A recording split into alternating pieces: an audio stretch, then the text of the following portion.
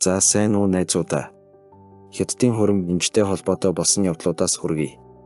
Өнгөрсөн жил Хятадын Жаншимужид болсон нэгэн хурим дээр сүйд залуу, сүйд бүсгүй хоёрын хурим төлөвлөгөөний дагуу саадгүй болох ёстой байлаа. Гэвч хүлээлтээс огт өөр зүйл тохиолжээ. Хуримын өдөр сүйд бүсгүйн гэр бүл гинэт бэрийн ханшийг 188 юанаар нэмэгдүүлэхийг шаардсан сүйд залуугийн гэр бүлийг бүрэн цочролд оруулжээ.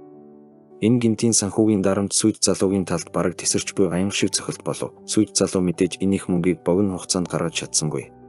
Мөнгө авч чадаагүйгээс болоод сүйд бүсгүй шараа боллоо гэж бодон хуримын даашин за тайлан хуримын ёслолоос гарахыг завджээ. Энэ бүхнийг хараад тисгээ байсан сүйд залуу тэгтэл гинэт хуримын заалны микрофоныг авч инхүү дуулжээ.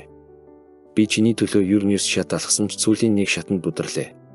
Сайхан сэтгэлийг минь үнэлэхгүй бол чамаас би явъя даа гэсэн үгтэй дуулсан сайхан хурим найранд оролцсон гэсэн бодолтой ирсэн зочдын сэтгэлийг уйраажээ.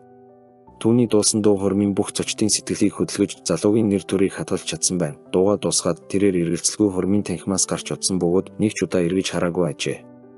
Хуримд оролцсон олон хүмүүс энэ үйл явдалд цочирдож, зарим нь уйлж, сүйд залууд харамсаж байлаа. Сүйд залуу дуугаар зөвхөн өөрийн сэтгэл хөдлөлөө илэрхийлээд зогсохгүй өөрийгөө хүчтэй шийдэмгий залуу гэдгээ харуулж чаджээ. Энэ үйл явдал тэр дорой Хятадын сошиал сайтуудад тавигдан олон нийтийн анхаарлыг татаж нийгэмд маргаан дэгдэжээ. Маш олон хүмүүс сүйд залууг өрөвдөж, сүйд бүсгүйн эцэг эхийг хатуу шүмжилж байв. Хэрв та нар бэрийн инжид өмнө сэтгэл дундуур байсан юм бол яагаад хуримын өмнө хэлээгүй юм бэ? Яагаад хэлэлцэж тохиролцоход яг хурим хийх гэж байхад нь хуримын ёслол дээр ингэж нэмж инж нэхэж байгаа юм бэ? Энэ чинь та нарын охины амьдралын аз жаргал шүү дээ. Хуримыг зүгээр нэг тоглоом шиг харьцаж болохгүй хэмээн шүүмжилжээ. Энэ үйл явдал сүйд бүсгүйн гэр бүлийн зан төлөв асуудалд яаж хандаж буйг харуулсан явдал болж байна гэж олон хүн дүгнжээ. Уг нь бол хуримаас өмнө сүйд залуугийн гэр бүл бэрийн инжид 300 юан төлсөн байсан ажээ. Гэвч хуримын яг чухал мөчид сүйд бүсгүйн гэр бүл гинэт нэмж 188 юан шаардсан байна. Энэ нь сүйд залуугийн гэр бүлд асар их дарамт, сэтгэл зүйн цохилт болж гинтийн шийдвэр гаргах нөхцөл үүсгэжээ. Энэ мэд явдлуудаас болоод Хятадын уламжлалт хуримын ёслолууд болон бэрийн инжний асуудалд сошиалд ихээхэн маргаан дэгдээдэг болжээ. Түүхийн туршид Хятадд бэрийн инж хэмээх уламжлалт ёс заншил байсан хэдий ч асар их мөнгө нэгснэ. Тэгээд зогсохгүй бүр яг хуримын өдрөнд дахиад нэмж мөнгө нэгсэн нь олон хүний зэвүүг төрүүлжээ. Саяхан Хятадын хунан мужид бас өөр нэгэн хурим олон нийтийн анхаарлыг татаж маргааны сэдэв болсон байна. Ийм явдал болжээ. Өөр нэг хурим болж байлаа. Хуримын өдөр сүйд бүсгүй ёслолын машинаар хуримын үйл ажиллагаа болж буй газрын гадаа ирэв. Гэтэл сүйд бүсгүй машинаасаа буухын өмнө түүний найз бүсгүй буюу Бестийн гинэт сүйд залуугийн гэр бүлээс 60 юан нэмж ав гэж сүйд бүсгүйг ятгажээ. Энэ мөнгийг өгөхгүй бол машинаасаа битгий буу хэмээн зааварлав. Сүйд бүсгүй үүнд автанд найзынхаа үгэнд орон машинаасаа буусангүй. Сүйд залуу сандран хагас цагийн турш янз бүрээр ятгсны эцэст энэ дүнг 800 юан болгож бууруулаач. Тэгвэл би хуримын дараа чамд олоод өгье гэсэн аж гэвч асуудал намдсангүй. Чамайг хуурч байгаа юм. Дараа нь өгөхгүй. Яг одоо 30 мянган юан бэлнээр аав хэмээн сүйд бүсгүй найз нь шаардсаар байв. Ингээд сүйд бүсгүй найз бэргнүүдийн хооронд зодоон дэгдэв. Найзыг нь загнасан бэргэн эмэгтэйчүүдийг сүйд бүсгүй зохив. Ингээд юун хурим болох бүсгүйчүүд хоорондоо муудалцсан эцэст нь хурим сүрч сүйд бүсгүй хурмаа цуцлахаар шийджээ. Энэ явдал сошиалд тавигдсны дараа Хятадын интернет хэрэглэгчид талцсан хуваагдав. Нэг хэсэг нь тэр найз бүсгүй энэ хуримыг сүрүүлсэн байна. Зориуд сүрүүлсэн байна. Бүсгүйн нэр төрийг гутаанд оромжилж санхүүгийн 8 мэд болголоо.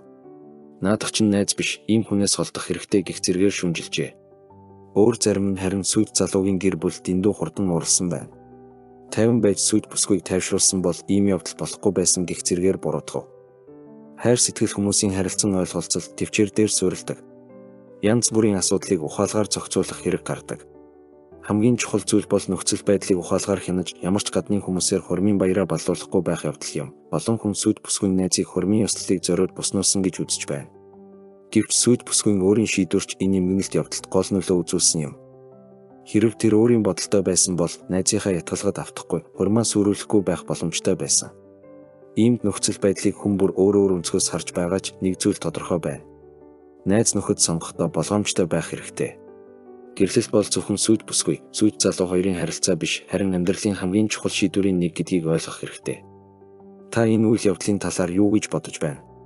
Найз бүсгүйн оролцоо зөв байсан уу? Эсвэл сүйд бүсгүй өөрөө ухаалаг шийдвэр гаргаагүй нь алдаа байсан уу? Юу гэж бодож байгаагаа комент хэсэгт бичээрэй.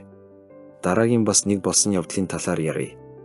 Нэгэн залуу найз бүсгүйнхээ эцэг ихтэй уулзсан хурмын талаар ярилцаж байтал өнөөдүүлэн хөл угаасан ус уу хэмээн шаарджээ. Залуу уурлан юу? Та нар надаас хурмын инж гэж 600 мянган юан авч байгаа.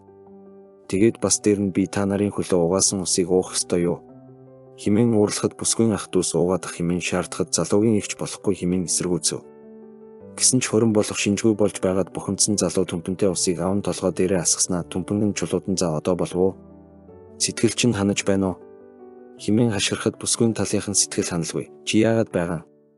Ингээд байвал чамд охиноо өгөхгүй гэж мэд хэмээн уурлахад залуу одоо ерөөсөө үгээр дуусгая.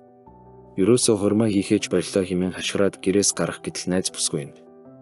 Битгийлтэй, битгий яваачтэй. Ээжээ, танаас болж байгаа юм. Та нараас болж байгаа юм. Яагаад биднийг ингэж шахаад байгаа юм бэ? Хэмээн уйлан залуугаас чаргууцалтахад ах дүүс нь чамд энэ зүгч чиний төлөө юм хийхгүй байгаа юмар чи яах гэв хэмээн өдөөс нь загнав. Тэгсэн ч бүсгүй залуугийн араас гүйн гудамжинд гараад битгий яваачтэй. Би гуйж байна хэмээн гар хөлнөөс нь барин явуулахгүй байтал залуу намайг тавь. Танайхан надтай яаж харьцаж байгааг чи өөрөө хараа биздээ. Бүр хөл угаасан усаа хүртэл уулгах гээд. Арайчтэй. Тэгээд чи бид хоёрын гэрлэлтийг зөвшөөрөөгүй. Одоо бол хэмээн хөөгөөд машиндаа суужээ. Ийхүү охин буюу бэрийн талынхан хүргэний талынхнаас хит их шаардах явдал маш их байгаа ажээ. Дараагийн бичлэг. Энэ бичлэгт охиноо цахимаар хүнтэй танилцуулах гэсэн ээжийнхүү ярьжээ. Миний охин маш авьяаслаг. Үзэсгэлэнтэй эмэгтэй. Түүний араас олон хүн хөөцөлддөг юм. Хэрв чи миний охинтой гэрлэе гэж бодож байгаа бол би 3 л болцолт тавья. Эхний болцол. Хурмаа хийснийхээ дараа чиний эцэг их миний охинтой амьдрах ёсгүй. Харин чи охины маань хамт нөхөр бид хоёрын хажууд ирж амьдрах ёстой. Бас хөгшин бид хоёрыг чи тэтгэж асрах хэрэгтэй. Манайх өөр хүүгүй учраас ганцхан хүргэн чийл бидний төвшиг тулгуур болох болно. Үүнийг чи ойлгож байна уу? Хоёрдугаарт. Охин маань багасаа их хэрэгтэй хүссэн болохоор ерөөсөө гэрийн ажил хийж байгаагүй. Тийм болохоор хэрэг охинтой маань гэрлэх юм бол чи охиноор маань гэрийн ажил хийлгэж болохгүй. Чи өөрөө гэрийн ажил хийх ёстой. Ойлгоо биз? Яагаад гэвэл охин маань тийм ажлууд яаж хийхийг мэдэхгүй. Охин маань өндөр цалинтай ажил хийдэг. Сард 10 мянган юаны цалин авдаг. Тийм болохоор охиныг маань ажлаас нь гаргаж болохгүй. 3-дугаарт та хоёр хоёулаа ажил хийх ёстой. Үүнийг надаар хэлүүлэлтгүй мэдэж байгаа биз дээ. Тэгээд та хоёр хоёулаа цалингаа надад авчирч тушаах ёстой. Би та хоёрын цалинг сайн хадгалж зөв зүйлд зарцуулна. Дими зүйлд өрүүлэхгүй. Мөнгө өргөдчих вэ гэж санаа бүү зов. Энэ 3 шаардлага их биш байгаа биз дээ. Боломжийн байгаа биз. Эдгээрийг зөвшөөрч байгаа тохиолдолд чи манай хүргэн болж болно хэмээн ярьжээ. Өөр нэгэн эмэгтэй харин би 38 настай.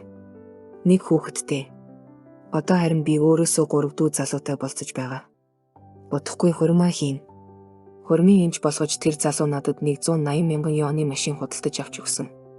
Машиныг би өөрийнхөө нэр дээр бүртгүүлж гэрчлэгээ авсан. Үүнээс гадна би инженерийн бэлэн мөнгөнд 160 мянган юан хүссэн.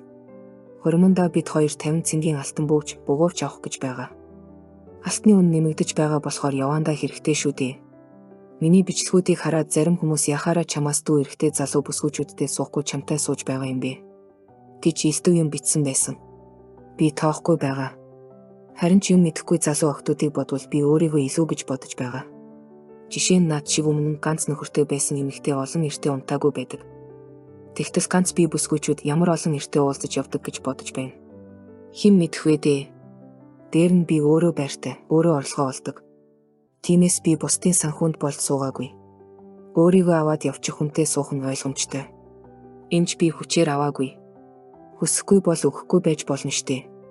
Өгч чадаж байж л надтай харьцсан хэмээн ярьжээ. Дараагийн бичлэг.